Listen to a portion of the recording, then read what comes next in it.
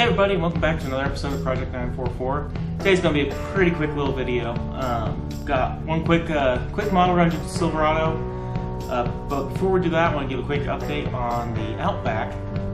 We're still waiting on the dash piece.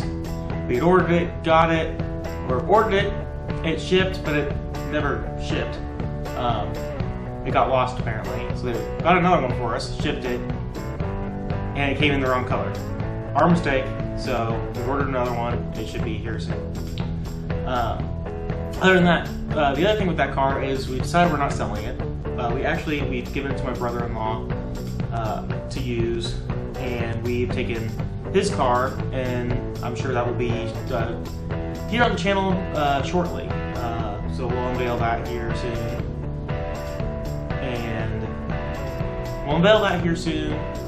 And you'll get to see everything we get to do with that.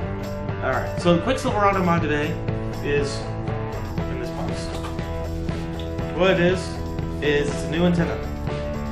Shaped like a 50 caliber bullet. I think it's pretty cool. I saw it, it's pretty cheap. I thought, heck, why not? Let's throw it on the truck and see how it looks. So, let's do that. Alright, so here's a quick comparison of the original antenna, which as you see goes way up there, and the new antenna. A whole lot shorter, a whole lot cleaner, and really installing should be pretty easy. Actually, that's already loose. All we need to do is unscrew the old one,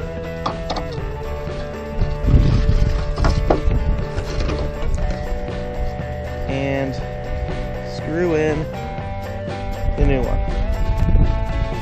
Just like that, we have a new antenna.